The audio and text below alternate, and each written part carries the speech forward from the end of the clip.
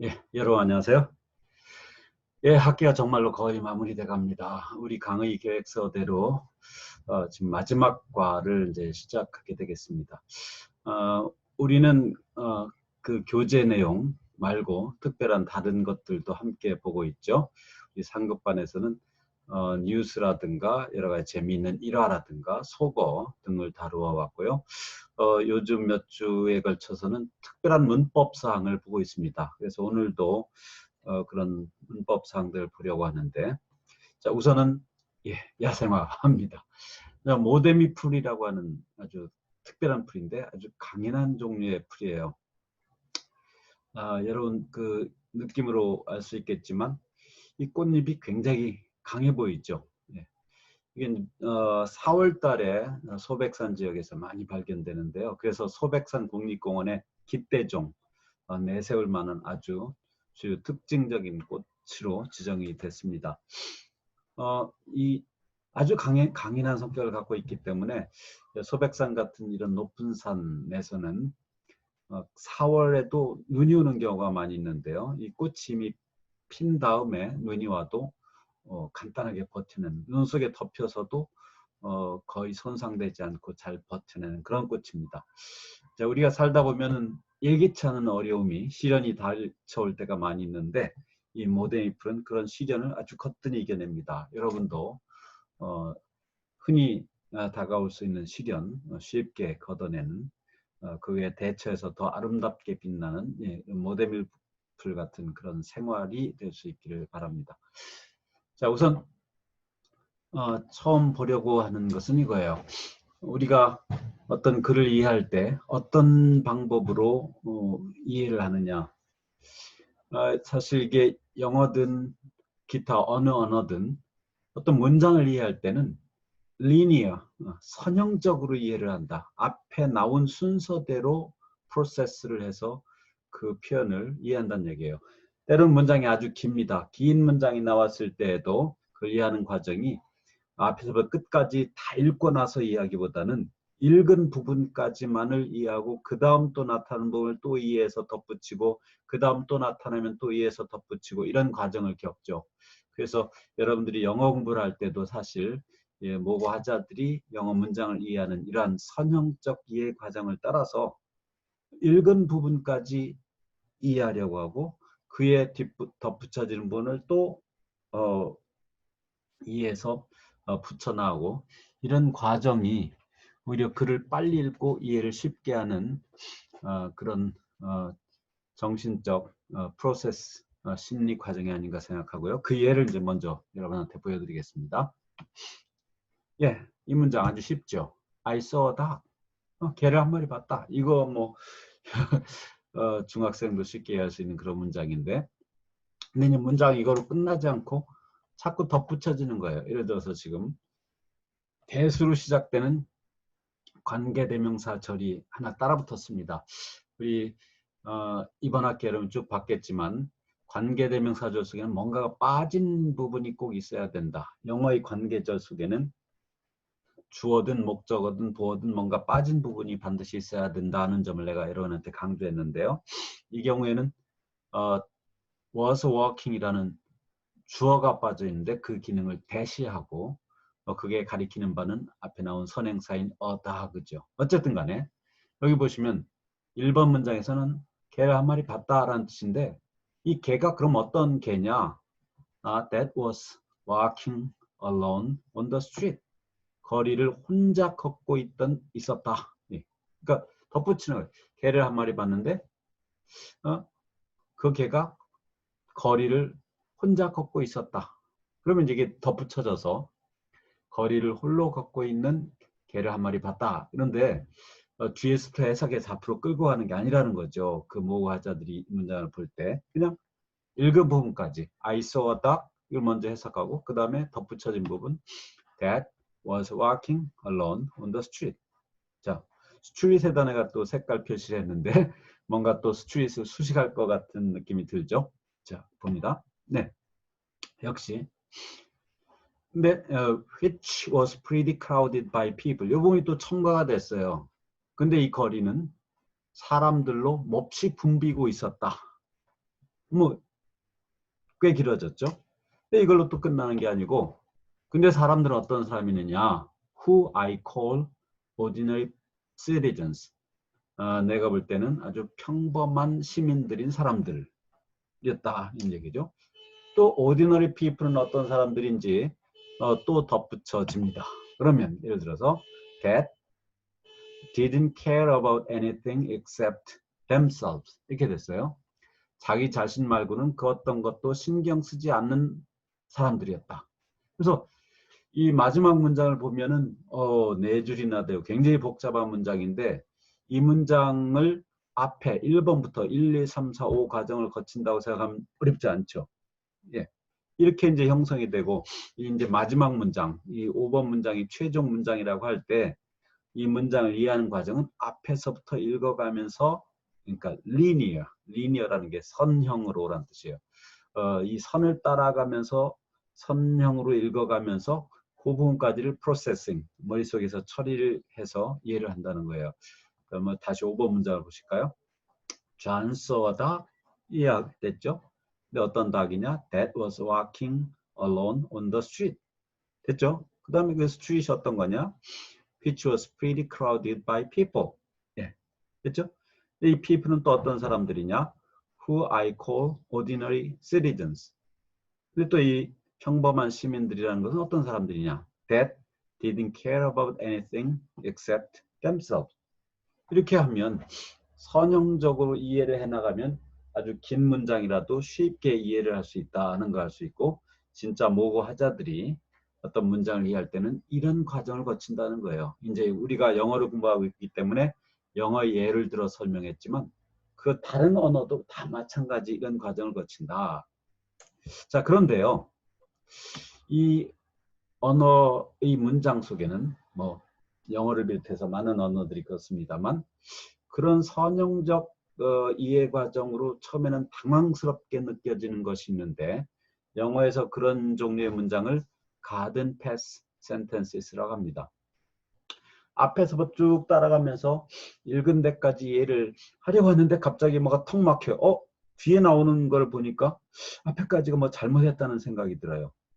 이 가든 패스라는 게 뭐냐면요, 서유럽에서 또는 뭐 이슬람 문화에서 아주 세력이 있는 그런 권력자들이 발달한 저택을 만들고 그 큰 대지 앞에 부분에다가 정원을 만들었는데, 그 길을 굉장히 복잡하게 만듭니다. 말을 타고 쫙 근데 자기 정원으로 달려 들어가는 그런 장면, 영화에서 여러분이 봤을지 모르겠는데, 그때 이 주인은 이 미로처럼 생긴 길을 잘 이렇게 왔다 갔다 하면서 들어가요. 왜냐하면 자기 집이니까 자기 길을 알죠. 그런데 외부 침입자가 이 저택으로 침입해 들어오려고 한다고 칩시다. 어떻게 대문은 부수고 통과를 했을지언정 말을 타고 들어가는데 이게 미로처럼 생겼어요. 정원 길이.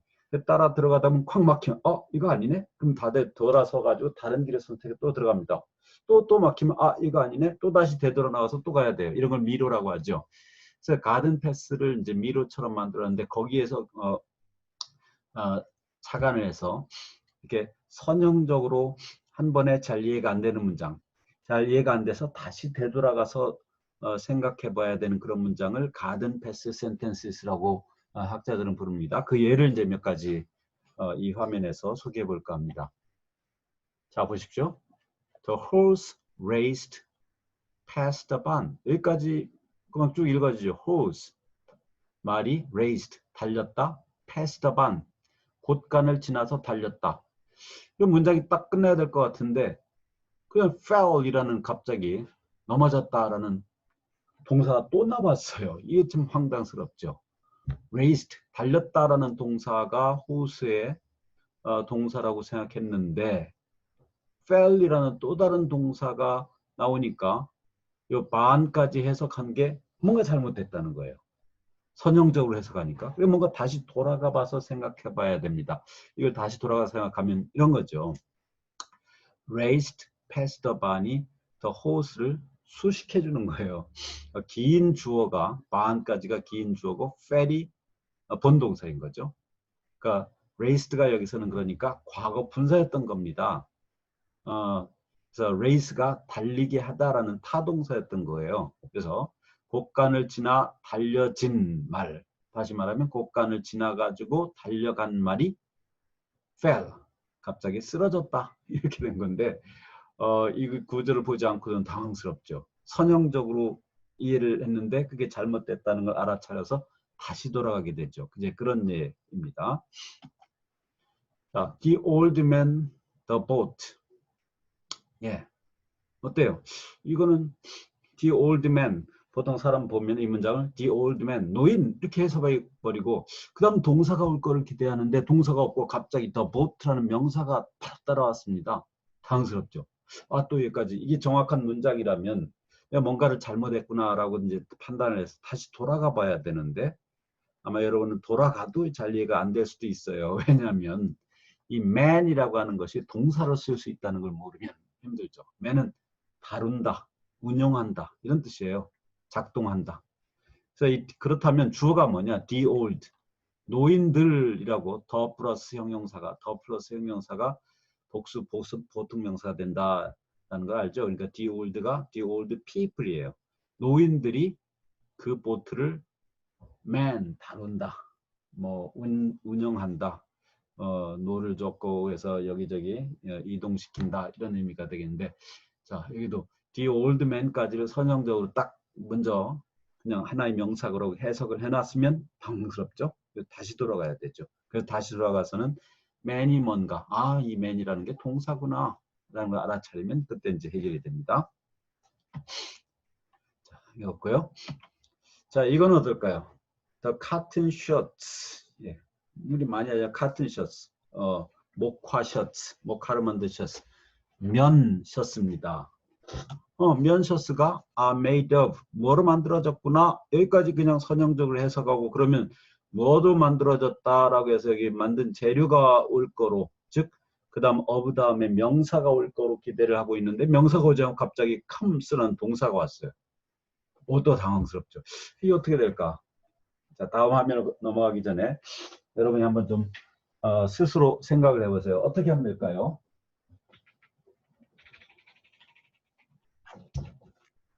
답을 찾았습니까? 잘 모르겠어요? 예. 자, 이겁니다. 여기는 the cotton이 주어예요. 목화, 요것만 주어고 shirts are made of가 관계대명사 절입니다. 그러니까 shirts are made of가 the cotton을 수식하고 있는 거죠. 그래서 이 cotton하고 shirts 다 요 사이에 that 또는 which 이런 관계대명사 목적격이 생략됐다고 보세요. 그러면 셔츠가 만들어진 목화, 그러니까 셔츠의 재료가 되는 목화, 이래서 이게 주어가 되는 거고요. 그 목화는 comes from Alabama, 엘라바마에서 왔다. 엘라바마 산이다. 그 목화가 엘라바마 산이다. 이런 뜻인데 이런 뜻이 될 줄 몰랐죠. 자, 이 가든 패스 센텐스예요. 리니어 프로세싱을 한 차례 정도는 거부하는 그런 구조도 있다. 이런 구조의 문장이 많으면 힘들겠죠. 사실 많지는 않습니다. 다행스럽게. 이제 마지막입니다. The complex houses, married and single soldiers and their families. 예. 보통 이제 the complex houses 그러면 복합주택인데요. 아파트 같은 걸 복합주택이라고 합니다. 여러 가구가 살죠.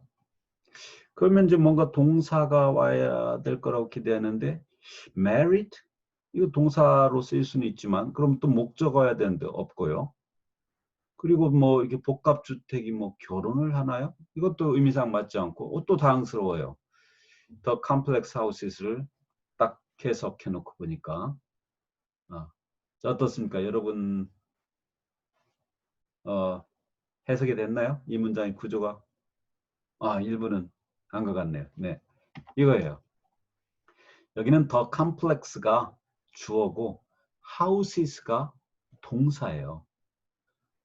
house가 어떤 의미가 있습니까? 동사로. 예, 수용한다. 사람들을 수용하다. 예, 그래서 이 the complex라고 하는 것이 이것 자체가 그냥 복합주택 이런 뜻입니다. 복합주택, complex가. 그래서 그 복합주택은 수용하고 있다. 누구를 수용하냐? Married and single soldiers. 기혼 군인들 그리고 single 미혼 군인들과 and their families 그들의 가족들을 수용한다. 가족들이 들어와서 사는 곳이다. 그런 뜻이죠. 됐습니까? 예. 상당히 당황스러웠죠? 당황스러웠죠? 네. 지금까지 정리하자면 보통 영어뿐만 아니라 많은 언어에서 문장들은 선형적으로 해석이 된다는 거예요. 앞에서부터 좌측에서 우측으로 읽은 부분만큼을 해석하고 거기다 덧붙이고 읽은 부분만큼을 해석하고 덧붙이고 이 전형적인 예로 관계절 구문을 보여드렸는데 이런 선형적 해석이 약간 도전적인 좀 복잡해 보이는 문장들이 있다. 그런 것을 지금 여러분한테 보여준 4개의 garden past sentences 같은 그런 문장이다 라고 했고요. 여러분들이 어떤 문장을 읽으면서 분명히 거기 나오는 어휘가 뭐 어렵지도 않은데 왜 이 문장이 구조가 이해가 되지 않을까? 이게 도대체 무슨 뜻인지 당황스러워가지고 더 이상 읽지 못하겠다. 그럴 때는 여러분이 본 것 같은 이런 문장 구조를 떠올리면서 좀 다른 각도에서 보십시오. 내가 여기까지를 주어라고 생각했는데 알고 보니까 주어는 여기까지네. 또 내가 요것을 명사로 보았는데 알고 보니까 이게 동사네. 이런 것들을 생각하다 보면 아주 쉽게 풀려나갈 수가 있습니다. 그래서 복잡한 구문, 여러분이 다 알고 있는 어휘로 구성이 된 아주 단순한 구문인데 해석이 되지 않을 때 그걸 좀 다른 각도로 볼 수 있기를 바랍니다. 자, 만화를 보겠습니다. 딜버트라는 사람 쓴 숫자, numbers라는 만화인데요. 이건 요즘의 그 사람들의 수치에 대한 전폭적 신뢰, 의심 없는 신뢰를 비꼰 기가 막힌 만화예요. 여기 이제 딜버트가 직원들 앞에서 뭔가 프리젠테이션을 합니다. I didn't have any accurate numbers. 나는 아주 정확한 수치가 없었어요. 발표를 하려다 보니까 그 필요한 정확한 수치를 내가 구하지 못해서 So I just made up this one. 네, 그래서 이 수치를 make up, 꾸며냈다는 뜻이에요. 꾸며냈습니다. 그래서 뭐 4, 6, 2, 9, 8, 7, 3 이렇게 꾸며내서 이제 적었다 그랬어요. 그러면서 Studies have shown that 연구에 따르면 that 이하라고 합니다. Have shown that 하니까 현재 완료형을 써서 계속해서 수많은 연구들이 이런 현상을 지속적으로 보여줘 왔습니다. 근데 뭐냐면 accurate numbers aren't any more useful than the ones. The ones가 가리키는 거는 numbers예요. You make up. 그러니까 여러분이 꾸며낸 숫자, 정확한 수치는 여러분이 꾸며낸 수치보다 더 유용하지 않다. 정확한 수치나 막 꾸며내가지고 만든 수치나 다를 바가 없다는 사실을 여러 연구에서 보여줬어요. 라고 이제 얘기한 거죠. 그러니까 이제 듣고 있던 직원이 How many studies show that? 얼마나 많은 연구가 그런 사실을 보여주는데요. 그랬더니 즉흥적으로 87, 87개요. 라고 딱 얘기했는데 이게 정확하게 정말 87개 연구가 이런 결과를 보여줬다. 이게 아니고 이 즉흥적으로 또 질문하니까 그냥 수치를 아무나 꾸며낸 거죠. 그럼 뭔가 사람들이 그럴듯하다고 생각하기 때문에. 그래서 요즘 여러분도 알지만 유튜브 같은데 가짜 뉴스가 너무나 많습니다. 그래서 일부 사람들은 그 가짜 뉴스를 보고 그게 진짜인지 아는데 그 가짜 뉴스를 생산하는 그 내용을 가만히 보면 수치를 많이 사용해요. 수치를. 근데 뭐 그럴듯한 수치를 예를 들어서 뭐 뉴스에서 뭐 예산이 70%가 증가했다. 이거를 갑자기 70%가 증가했다고 했는데 70배 증가했다. 이렇게 하면 뭔가 7이라는 말을 들은 적이 있거든요. 그러니까 70%를 70%를 70 times 이렇게 해도 그럴듯하다고 생각하는 거죠. 뭔가 수치를 대면 이게 뭔가 연구를 바탕으로 이루어졌을까라고 사람들이 착각을 하게 됩니다. 그래서 이 수치를 이용해 가지고 얼렁뚱땅 어떤 상황을 넘어가거나 아니면 수치를 사용해 가지고 사람들을 현혹시키거나 하는 현상, 그런 현상을 아주 비꼬는 만화예요. 이 만화는 한 20여 년 전에 만들어진 건데요. 그때 이 딜버트 작가는 그런 사회 현상을 꿰뚫고 있었다고 볼 수 있습니다. 예.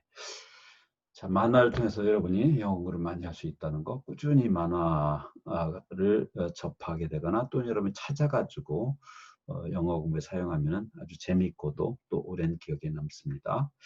자, 다음 시간에는 교재 내용을 시작하도록 하죠. 교재의 내용, 이번 교재 내용 굉장히 짧아요. 본문이 상급반 내용치고는 굉장히 짧은데 우리가 꼭 알아야 될 사회현상에 대한 얘기입니다. 내용이 짧기 때문에 오늘 이제 여유 있게 이렇게 교재 이외의 것을 다뤘는데요. 다음 시간에도 교재 이외의 것을 또 여유 있게 다룰까. 다음 주에요. 다음 주에도 교재의 것을 여유 있게 다룰까 생각 중입니다. 다음 시간에 교재부터 시작하죠. 예, 수고했습니다.